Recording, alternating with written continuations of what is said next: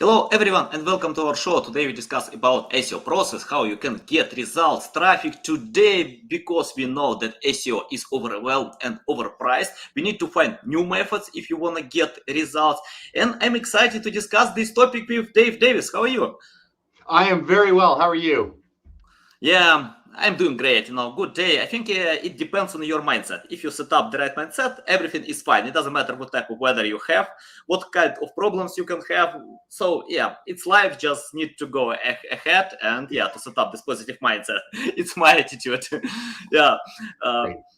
I check out your profile. You have extended experience, and the last time I started to learn more about AI. That's why I'm excited to learn more about SEO and how we can unite with AI. Before we start, just tell more about yourself, your experience, background, and why you decided to pay attention with this topic. And can we unite AI today with SEO?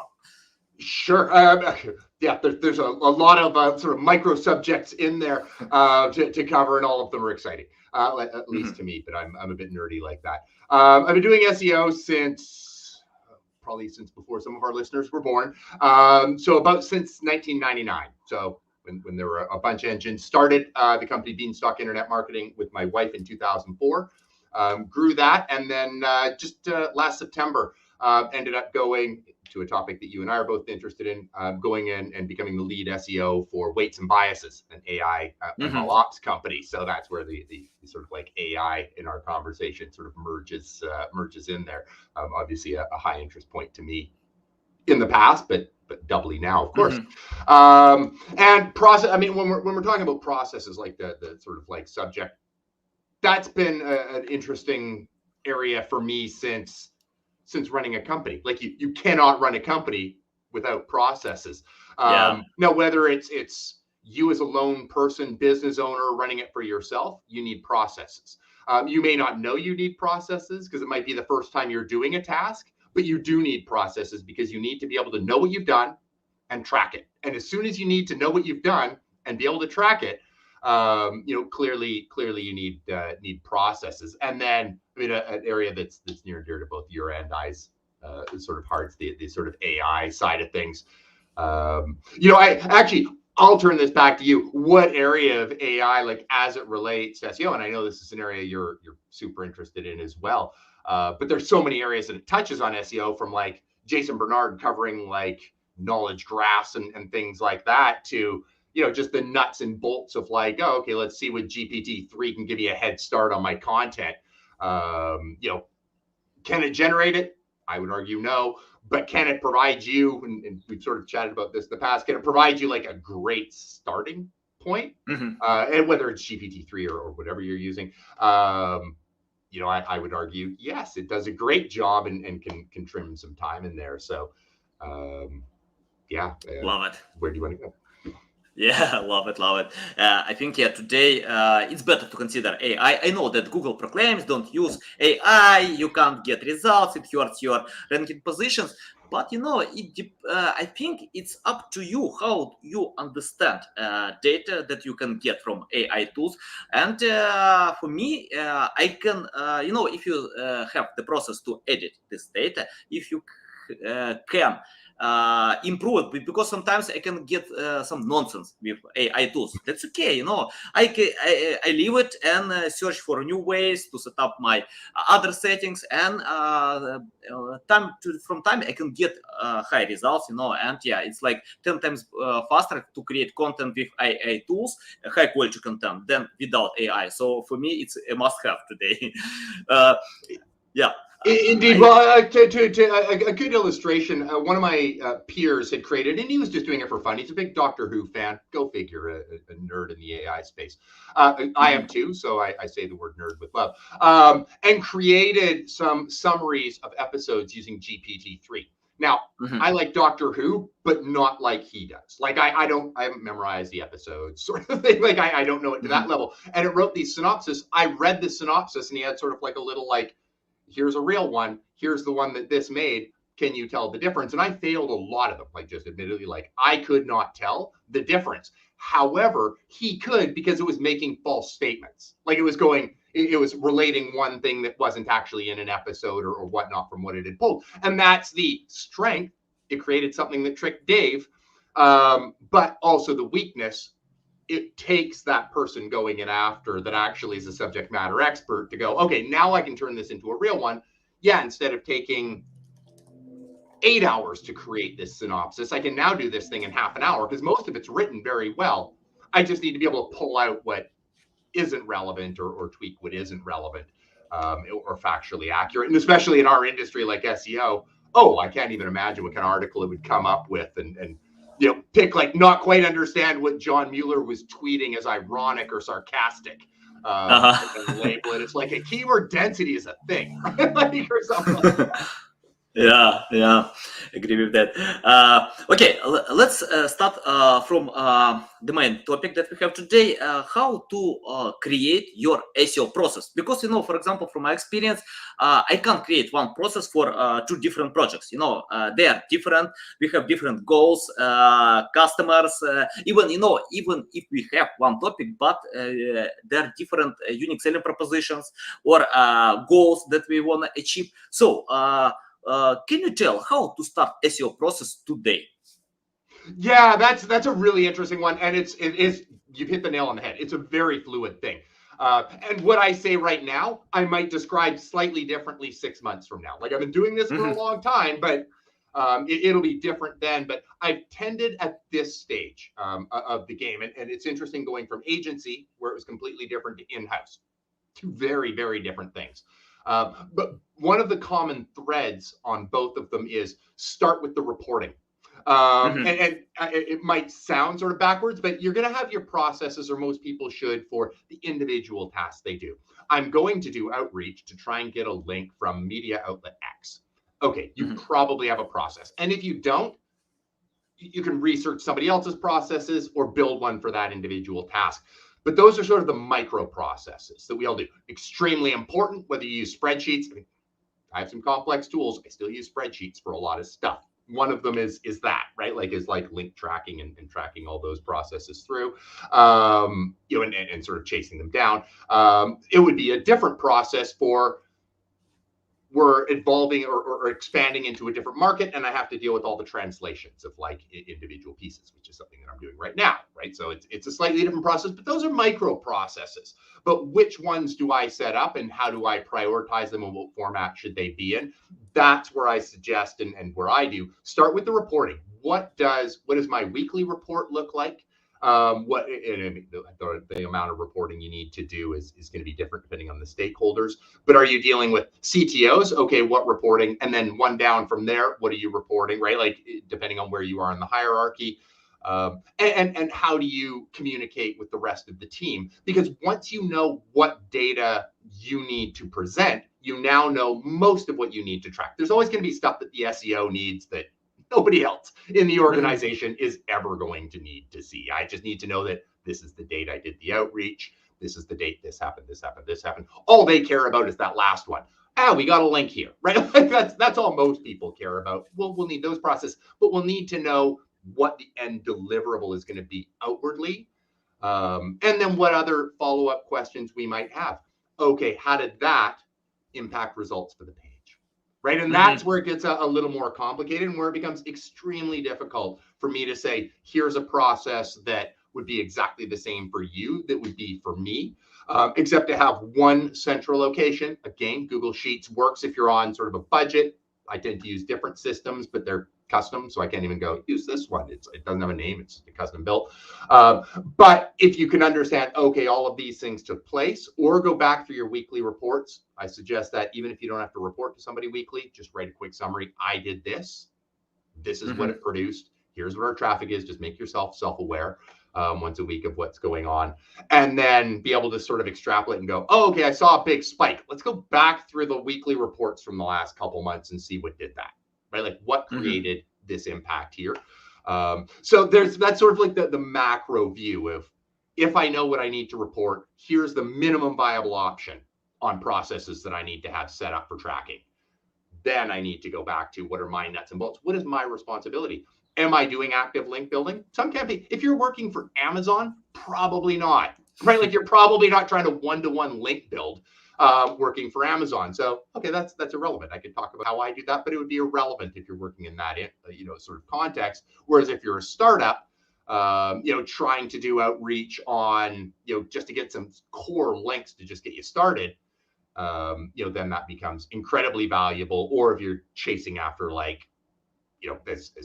sort of even at Amazon, you might be chasing after New York Times, right? But it's going to be a completely different thing chasing after New York Times than chasing after this recipe blog because you've, written a great recipe and you just want to get a link on this blog, right? So. Yeah, awesome. And you mentioned about sharing reports weekly. Sometimes some processes can take months, and it doesn't matter if you have such processes. You can communicate with your customers, to ask how you can help them. I found in my agency we can retain our customers longer because we communicate with them. We can, if they are silent because of their processes, of their, many customers pay attention to develop and innovate their products. They have no time to communicate. So, and if we can't share anything, we just can ask how we can help you, how we can decide some of your problems. So, and because, from our experience, it's better to give more than you promise. Then you can retain customers longer. And I want to ask you about creating the right SEO strategy today, because I found that many websites are chasing high volume keywords. And they overpriced, the big competitors there. Can you tell how to create the right strategy? Because it's interesting. I'm using AI tools to craft my strategy. I can create frame for my future articles, content. It works well. Can you tell how to create content strategy with using AI tools? How they can help to save our time? Yeah. That's a great area. And I mean, in part, AI tools are just an enhancement of the brain, right? Like there's like, okay, filter out that stuff that I don't want to have to deal with. When I'm going in, and there's a whole bunch of different tools, some we would custom build. I don't know, but well, I know you do. I build some like low level. I'm not a machine learning engineer by any stretch of the imagination, but I sort of build my own to sort of like cluster keywords into like different content types and stuff like that, just to, for fun.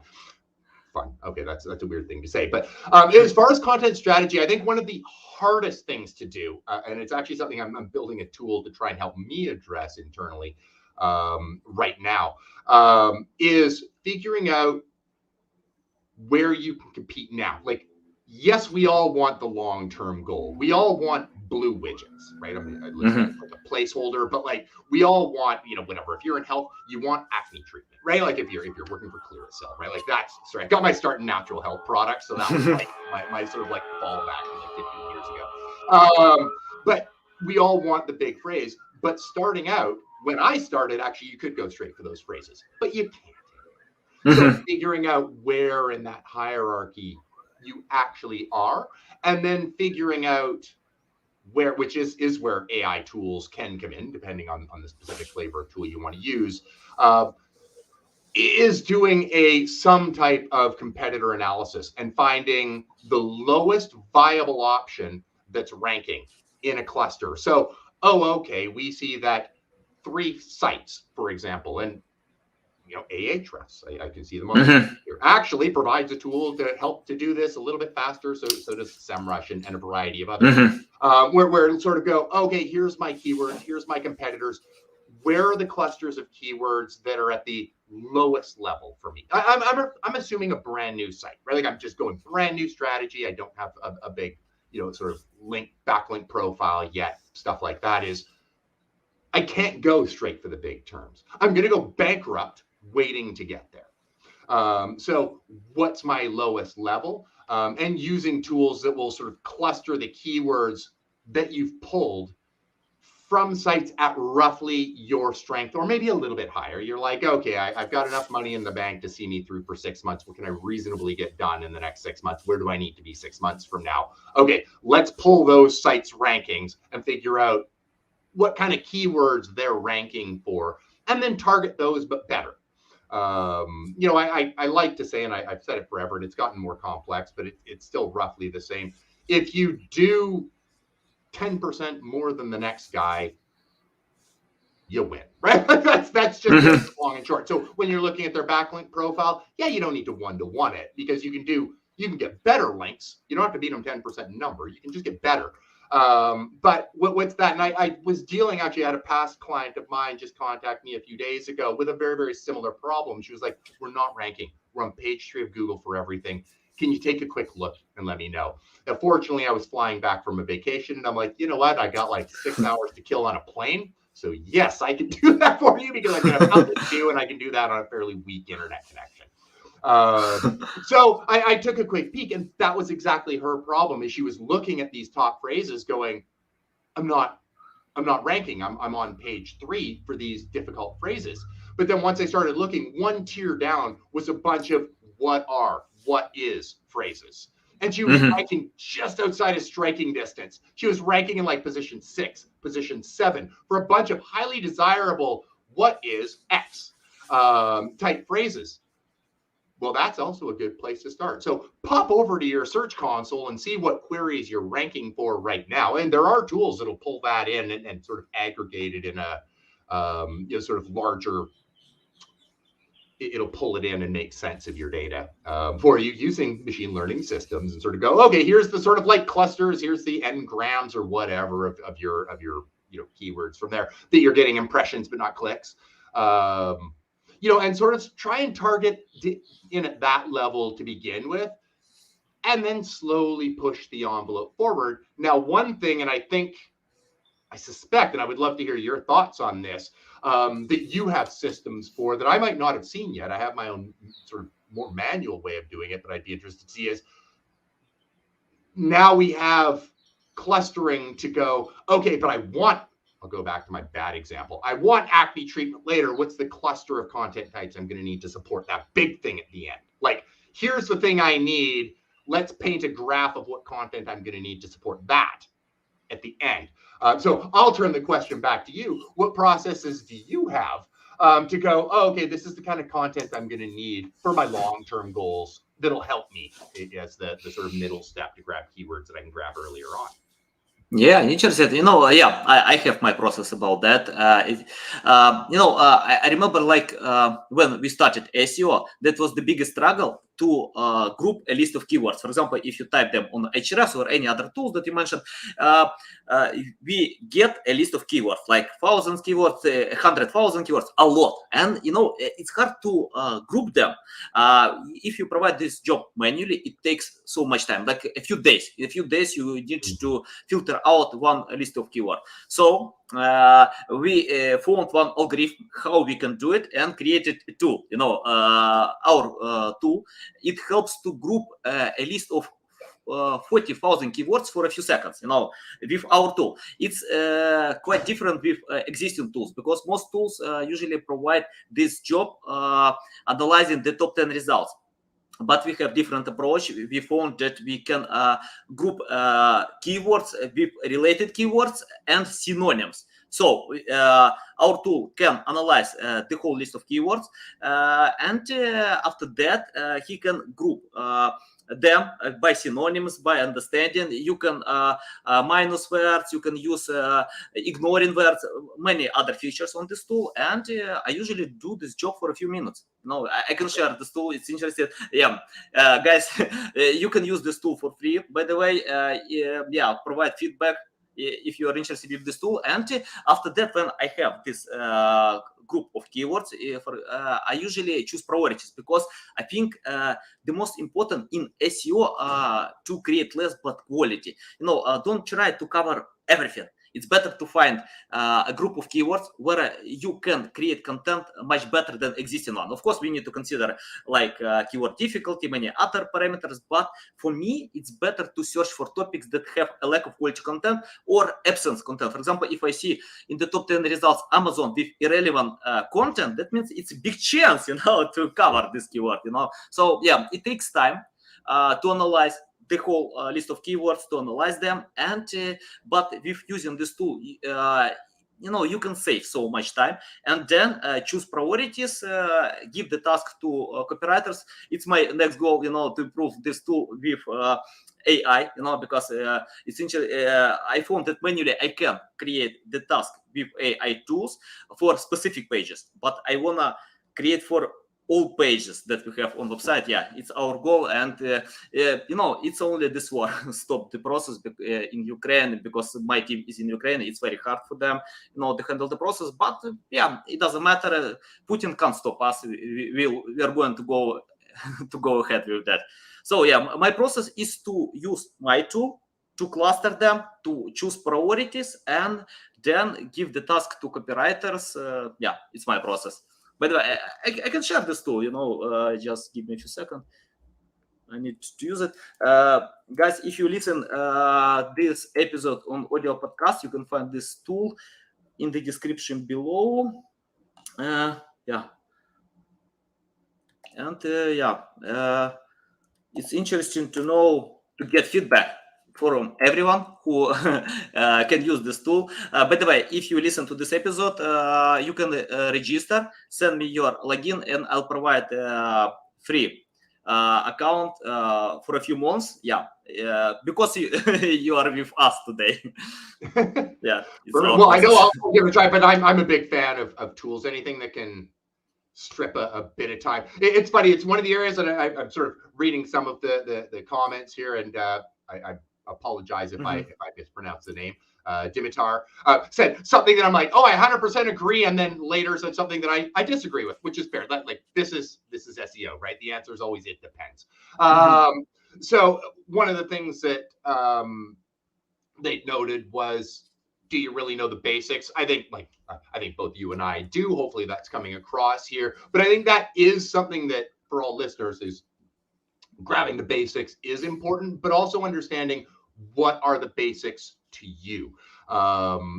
If you have, like, what is your role? Like if you're overseeing a large organization, your basics does not need to be, I know actually how to use this like email system to manage track backlink acquisition. I don't need to know that. Yes, it's basic if you do email marketing and if you're doing outreach, but it's not exactly important if you're meant to oversee strategy, right? Which is more what we're sort of like talking about here. But I think understanding what your role is dictates what the basics are. But I think having a good handle on the basics is important, and understanding what is a signal? How does it work?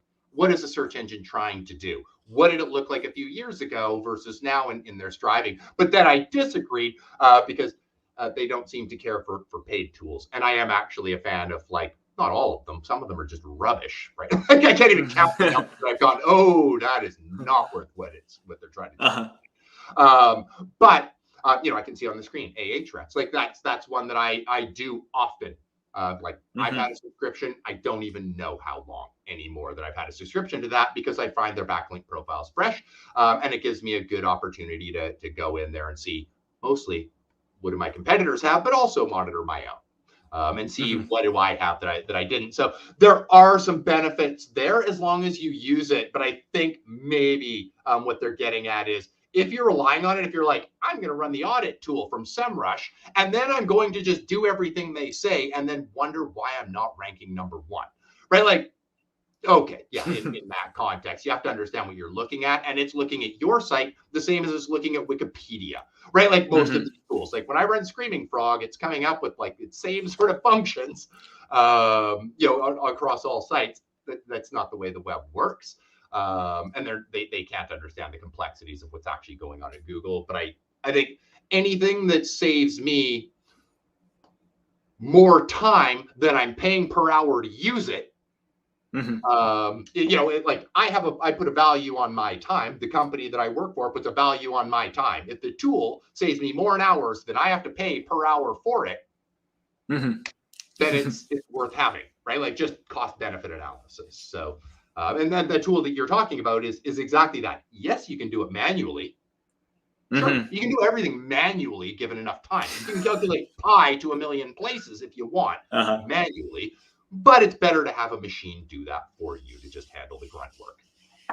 Totally, 100%. Yeah, I think time is the biggest asset ever. You can lose money, you can lose properties, but if you lose time, you can't get it back. It's better to be careful with time and use tools. Tools can't replace human. but tools can help them. They can help to save their time. So that's why I'm using tools. I'm using Ahrefs, many other great tools. And I found it's interesting, for me, Google Search Analytics and Console are must-have tools, without any doubts. But other tools like Ahrefs, SEMrush, many others, they are great too, because you can learn from them to get additional insights. And I think if you are serious about that, it's better to consider tools. I have the question about AI. Can you share the process how to get the best quality text by using AI tools? For example, if I'm using tools, I usually use a few attempts, to set up some settings, to analyze what kind of results can I get. And it takes time to analyze it. Can you tell how to set up the process and to save time, by searching the best text with AI tools? And of course, we need to edit, to analyze this text, to provide something new, additional insights. But it's better if we can get results faster. What do you think about that?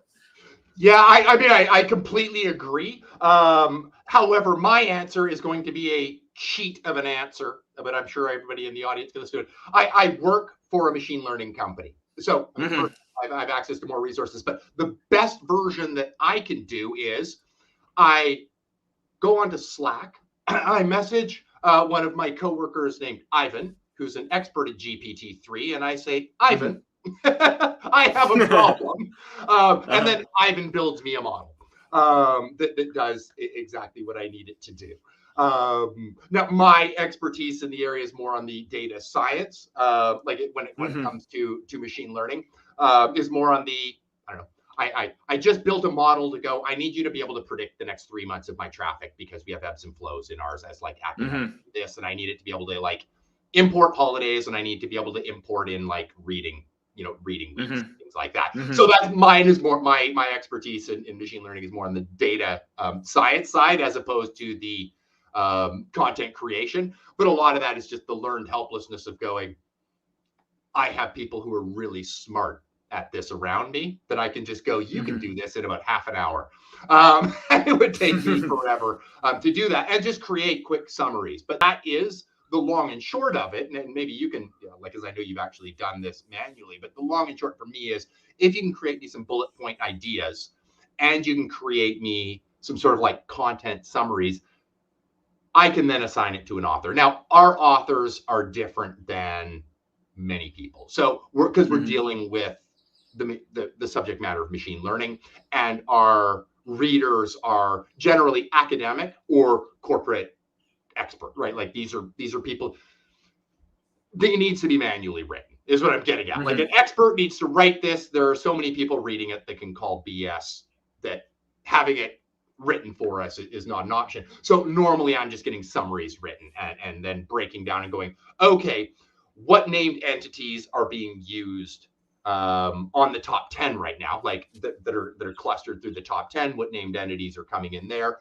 Okay, let's make sure we include that. That part I just do manually because I stick with that one because it forces me to put eyes on the other, on the other websites, which I do still find a value. How do they break up their content and things like that? But using a system like GPT-3 to go, okay, create me, cluster me, write me a little like 3-sentence description after perusing the top 20, like sort of send it out with a crawler and go grab the content from the top 20, pull in the named entities for Dave, write me a little 3-sentence summary answering some questions, or input a few questions that I want on one page and go write me the answers of each of these things. Then figure out which author we have or which machine learning engineer we have that would be a best fit to write it, and sort of hand it to them and go, kind of trust this. It's like 80% good. But that's why we're able to, I just have experts and go, what's not right here. I might not because I'm not a machine learning engineer. I'm an SEO. But, they hopefully do understand what's right or wrong in there. I love your answer. I can explain why.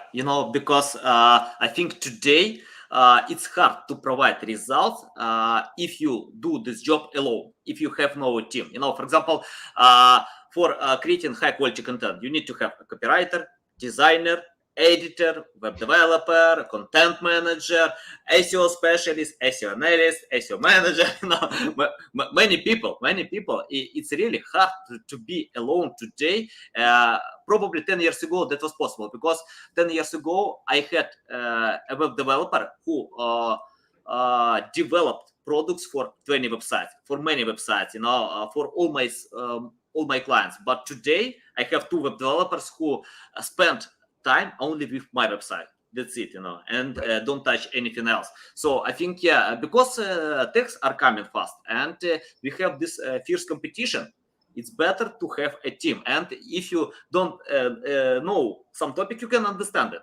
Yeah, for example, I'm not good in SEO, because I know that I understand topics, but my role is more like manager. But if I compare my skills with link builders in specific topics, and by the way, I have some good connections, and they specialize in one specific technique in link building and can earn $1 million, just to provide only one specific link building technique, because they focus all their attention to be the best, on this field. They cooperated with Brian, did many other recognizable experts, so yeah, I think it's better to find the right team, or delegate this task to companies who can provide the process. Then you can go ahead with that. Yeah, love your answer. Okay, let's talk more about link building. Can you provide your insights how to find the right strategy in SEO today? Yeah, I know that people are looking for ways which the best link building technique, how to provide the best techniques, but I think it depends, as usual. Can you tell about link building more? Yeah, it really, really does depend. And I love Yeah. something you'd mentioned just a couple minutes ago is Mhm. sometimes it just is better to just find somebody who's great at that specific thing. Yeah. Now, with the company I work for, I can easily say that because nothing competes, because the company we work for, it's sort of self-contained. We just do what Mhm. we do. So I'm not going, yeah, and go up and compete against me, because this strategy wouldn't work where I work for. But hiring somebody who does something the best that it can be done is almost always better. And Demitar was talking, and I saw it in the chat, about the cost. And yeah, that you have to weigh off every time. Like it noted, like if you have like the cost of SEMrush plus Ahrefs, you know, there's your car payment, like right there, maybe even bigger. That would be a fancy. That might be your mortgage payment, depending on the Mhm. size of the packages you need. Yeah. A completely accurate comment. So you may need to sort of like pick specifically, and the same can be said for outsourcing specific types of Mhm. link building, for example. And it gets even worse, because I wouldn't suggest to go, hey, here's a company, they do this one type of link building, they do it incredibly well, they can add a Mhm. lot of value, but if I don't have other link acquisition practices in place right now, that could bite me in the butt at any given update in the future. Right? Like any update might go, yeah, don't like that anymore, and then you're completely gone, Mhm. because you're too heavily reliant on sort of one type, or it might just look unnatural. I don't know what type of links they're doing, but just for example, Mhm. diversity is security, right? In Mhm. SEO. But like those things, it also boils down to how much am I worth, and then how much link equity can I get, and then how much do they cost? And at the end, I like to always think, as we all probably do, I offer more value than I charge per hour, right? Like to the Mhm. company that is hiring me, I give them more in multiples than they are paying me. That's how it has to be. Mhm. Otherwise, I will be like, unemployed, right? Like if I'm costing more than I'm making them, I will not last very long in this sector. So when should you buy tools, services, that they're both sort of the same. As far as link strategies, though, now again, I'm an in-house. We don't have to do one-to-one link building. That's just Mhm. not one of the methods we do. However, we have to create the environments that links are acquired. So it's sort of that great scenario that the John Mueller approved. Just build great content and it will come, right? Like, and the links will flow. But you have to create the environment for that, right? So whether it is launching a news section. So now Mhm. you're the first person to talk about a thing happening in your sector. Want to know what builds links? Being the first person that's talking about a thing that's happening in your sector, right? Like I used to do it as SEO. Now we do it as machine learning, right? Like it's just Mhm. it's a good strategy. But that only works once you have the strength to rank. Like that's where every advice from Google falls down, and I'll call it like complete BS. Because if you have no links, it doesn't matter how great your content is, right? Like we all Yeah. know that. It's like don't build links, build great content. That's fantastic. I can build the best article on blue widgets. It'll never be found if it's the only thing on my site and I have no links. So how do you build those initial links?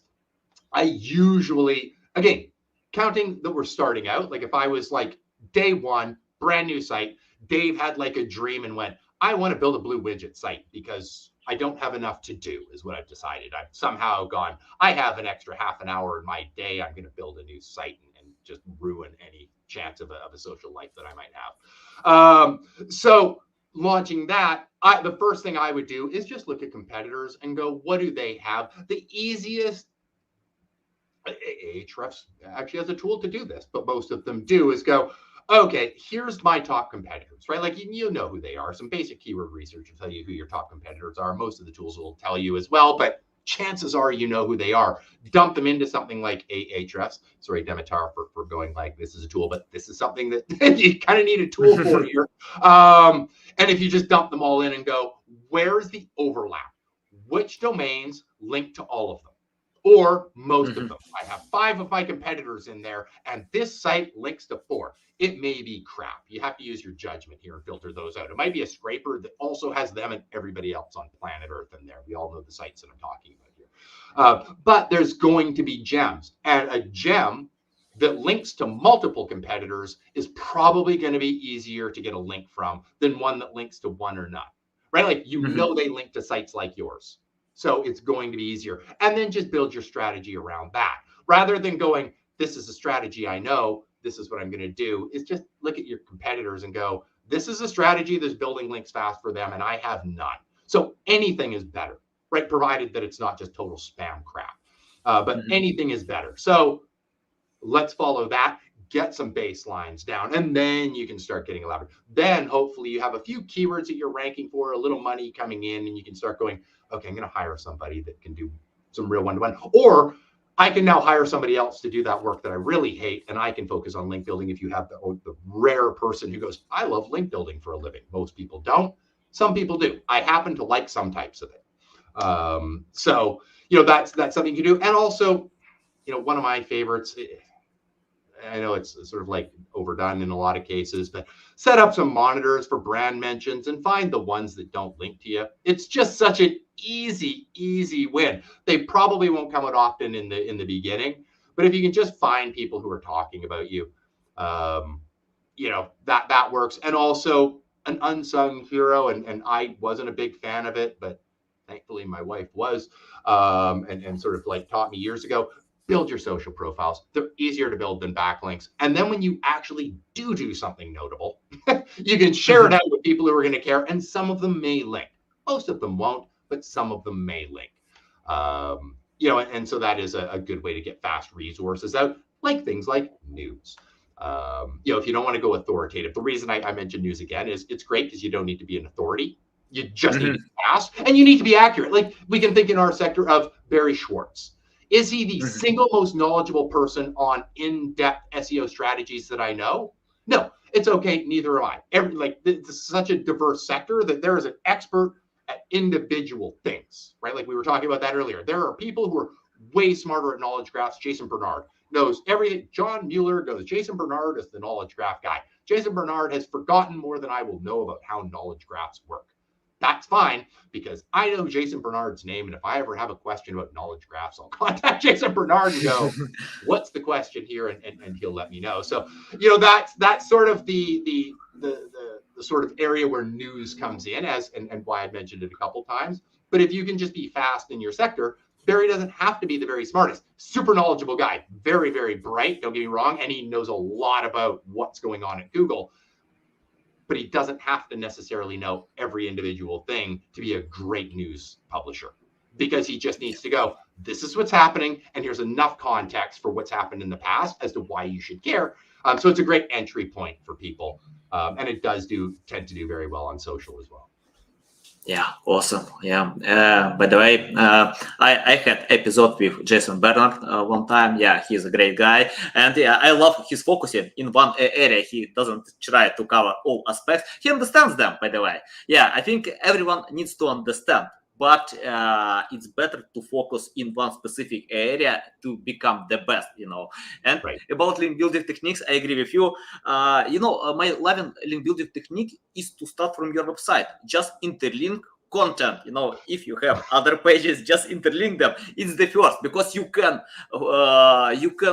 impact to this process. The second, of course, it's better to build your social media profiles to gain loyal audience, and share your content. You can earn some backlinks there or mentions. It's up to you. And only in the first stage you need to find link builders who can create backlinks to this specific page or just provide PR campaigns. It depends. Love it. Okay, Dave, it's a big pleasure to get you on my show, to learn from you. You share a lot of valuable insights. Tell our audience how they can reach out to you, learn more about you, follow you. If they could just head over to LinkedIn, is probably the easiest way to find me. And it's just, you can see my name there. It's Dave Davies. You can put in Dave Davies SEO, and you'll find me pretty fast over there. It's the easiest way. And anybody has questions, feel free to let me know. And happy to answer them. Okay, guys, you can find social media profiles, Dave Davies, in the description below. Listen us on Apple, Google, Spotify. Thanks again for your time. A big pleasure. Love learning, especially about AI. Okay, guys, you need to jump on this field.